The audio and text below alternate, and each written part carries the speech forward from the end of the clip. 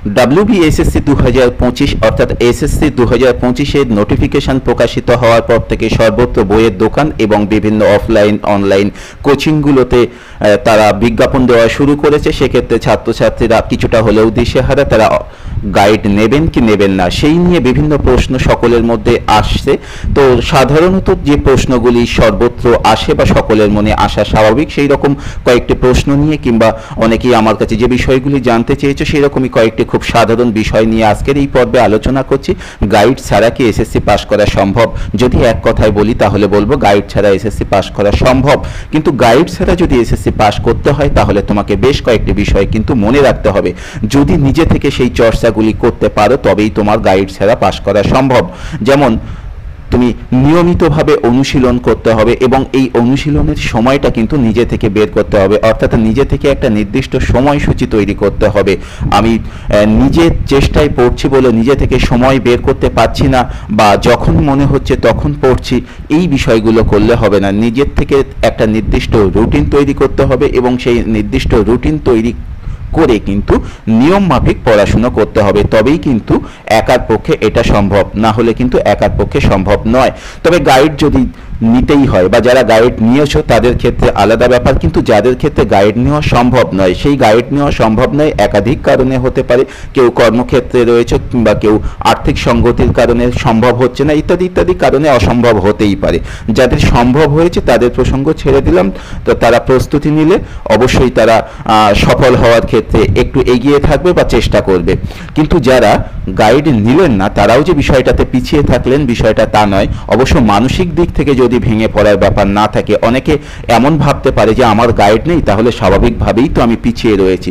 যদি মানসিক দিক থেকে কেউ এভাবে পিছিয়ে থাকো সেক্ষেত্রে কিন্তু অবশ্যই সমস্যার।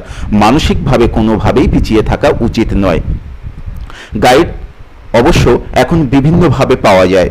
সরাসরি যদি গাইড নেওয়া না হয় তবে এতদিন ধরে যে পড়াশুনো হয়েছে সেই পড়াশুনোর যে পুরনো নোট, সেই পুরনো নোট বা পুরনো বইপত্র এইগুলোকে কিন্তু আমাদের প্রথম বের করতে হবে বা প্রথম পড়তে হবে। অর্থাৎ মাধ্যমিক, উচ্চ মাধ্যমিক কিংবা গ্রাজুয়েশন, মাস্টার্স করার সময় যে বইপত্রগুলো আমরা দেখেছি তোমরা প্রথমে কিন্তু সেই বইগুলোকে গুরুত্ব দেবে, কারণ সেই বইগুলো যেহেতু আগে পড়া রয়েছে সেই বইগুলো যদি আমরা একবার বা দুবার পড়ি তাহলে কিন্তু সহজেই সেই বিষয়গুলোকে আমরা আত্মস্থ করতে পারবো, সহজে নিজের মধ্যে নিতে পারবো।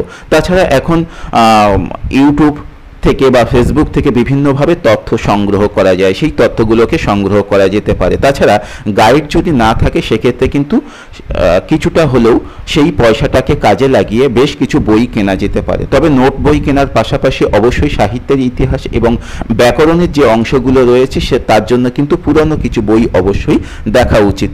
কি কি বই দেখা উচিত? সাহিত্যের ইতিহাস বিষয়ক এবং ব্যাকরণ বিষয়ক বাংলাদেশের বেশ কিছু ভালো ভালো বই রয়েছে, আমাদের ভারতীয় বেশ কিছু ভালো ভালো বই রয়েছে। সেই সমস্ত বইগুলোর পিডিএফ লিঙ্ক কিন্তু আমি আগে দিয়ে রেখেছি, তোমরা চাইলে সেই সমস্ত বইগুলো কিন্তু সম্পূর্ণ ফ্রি ডাউনলোড করে নিয়ে পড়ে নিতে পারবে বা সেগুলোকে প্রিন্ট আউট করে নিতে পারবে। একবার হিসাব করে দেখে নিতে পারো সেই সমস্ত সাহিত্যের ইতিহাস বা ব্যাকরণ বইগুলো যদি প্রিন্ট করো তাহলে কেমন খরচা পড়তে পারে এবং নতুন বই কিনতে গেলে কেমন খরচা পড়তে পারে। যদি কম খরচা পড়ে এবং যাদের পিডিএফ থেকে প্রিন্ট করার পরে পড়তে সমস্যা হয় না তারা অবশ্যই প্রিন্ট করে নিতে পারো। এবারে আসি দ্বিতীয় প্রশ্নতে, অনলাইন বা অফলাইন কোন কোচিং ভালো? এখানে বলি অফলাইন এবং অনলাইন এই দুটো কোচিং নেওয়ার ক্ষেত্রে কিছু ইতিবাচক দিক রয়েছে, কিছু নেতিবাচক দিক রয়েছে, অর্থাৎ এই বিষয়টি বিতর্কিত। অফলাইনের কিছু খারাপ গুণ রয়েছে, ভালো গুণ রয়েছে, অনলাইনের কিছু ভালো গুণ রয়েছে, খারাপ গুণ রয়েছে। এবং যাদের পক্ষে দূরত্ব বেশি তাদের ক্ষেত্রে তো অফলাইনে ক্লাস করা অসম্ভব। এই অনলাইনের ক্ষেত্রে অবশ্য যদি নিজে থেকে তুমি দায়িত্ব নাও, মানে অনলাইনে ক্লাস করতে গেলে কিছুটা হলেও নিজের দায়িত্ব নিজেকে নিতে হয় এবং এখানে অনেকটা সময়ের সাশ্রয় হয়, সেক্ষেত্রে তুমি অনলাইন কোচিং অবশ্যই নিতে পারো। শুধু তাই না, মনে রাখতে হবে এখন তো বাচ্চাদের মতো পড়ার বিষয় নয়, কিছু কিছু জিনিস ধরে দেবেন এবং সেগুলোকে ধরে নিতে হবে। তো অধিকাংশ তথ্য নিজেদের কাছে থাকে সেই বা তথ্য সংগ্রহ করা যায়, সেই তথ্য সংগ্রহ করার পাশাপাশি যিনি গাইড দেন তিনি মূলত সেই গাইডগুলোকে কিভাবে আমরা আয়ত্ত করতে পারি, কিভাবে মনে রাখতে পারি এই বিষয়গুলোকেও কিন্তু তিনি গাইড করবেন। তো সেইগুলোতে অবশ্যই সহযোগিতা পাওয়া যায় এবং অনলাইনে হলে যে সুবিধাগুলো পাওয়া যায়, সময়ের সাশ্রয় হয়, অর্থাৎ ব্যস্ততার মাঝে তুমি কোথাও পড়তে গেলে তোমার পথে যে 2 ঘন্টা 3 ঘন্টা নষ্ট হয়, সেই নষ্টটা হতে পারে না অনলাইনের ক্ষেত্রে। কিন্তু অফলাইনে হলে সেই সময় নষ্ট হয় এবং অফলাইনে আরও একটা সুবিধাও রয়েছে, যেটা যদি শিক্ষক মহাশয় সামনে থাকেন তাহলে শারীরিক অঙ্গভঙ্গি বা শারীরিক ভাষার মধ্য দিয়ে কোনো বিষয় আয়ত্ত করার ক্ষেত্রে অবশ্যই কিন্তু গুরুত্বপূর্ণ হয়, বা যিনি সামনে রয়েছেন কোনো একটা বিষয় সামনে থেকে বোঝানো এবং অন্তরালে থেকে বোঝানো, দুটো বিষয়ের মধ্যে পার্থক্য থাকে, সেই পার্থক্যটাও স্বাভাবিকই। তো যার ক্ষেত্রে যেটা সুবিধাজনক মনে হবে সে সেটা করতে পারো। তবে অফলাইনে এই মুহূর্তে যেটা সমস্যা, এসএসসির এই যে সিলেবাস, এই সিলেবাস অনেকে কি বলেন 6 মাস বা 1 বছর সময় লেগে যায়, কিন্তু সেই সমস্ত সিলেবাসটাকে আমাদের কিন্তু 3 মাসের মধ্যে নিয়ন্ত্রণ করতে হবে বা 3 মাসের মধ্যে কমপ্লিট করতে হবে। খুব স্বাভাবিকভাবে আমাদের প্রস্তুতি কেমন লেভেলের হওয়া উচিত সেটা নিজেরাই অনুমান করতে পারছো, এবং কতটা সময় আমাদের বের করা উচিত সেটাও নিজেরা হলেও কিছুটা অনুমান করতে পারছো, যেহেতু এত বড় একটা সিলেবাস 3 মাসের মধ্যে কমপ্লিট করতে হবে। তাই আসল দায়িত্ব কিন্তু তোমাকেই নিতে হবে, সে তুমি গাইডের কথাই বলো, অনলাইন বলো, অফলাইন বলো। গাইড ছাড়া যদি নিজে প্রস্তুতি নিতে চাও তাহলে অবশ্যই বই সংগ্রহ করতে হবে, নিজে থেকে সময় বের করতে হবে।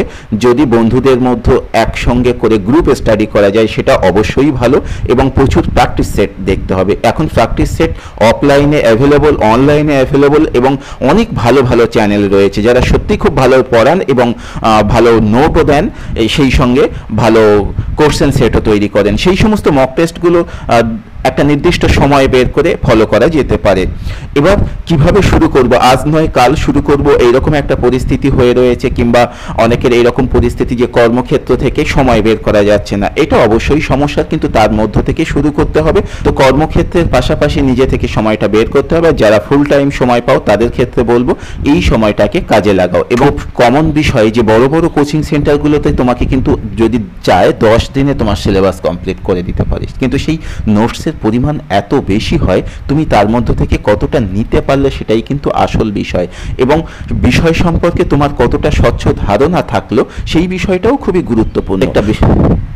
বেশ কিছু আলোচনা অবশ্য আমার এখানে রয়েছে, তোমরা চাইলে চ্যানেল থেকে সেগুলো দেখতে পারো, এবং বেশ কিছু মক টেস্টও রয়েছে, তোমরা চাইলে সেই সমস্ত মক টেস্ট পর্বগুলোও দেখতে পারো, এবং আগামীতে চেষ্টা করব এই ধরনের মক টেস্ট পর্ব আরও রাখার।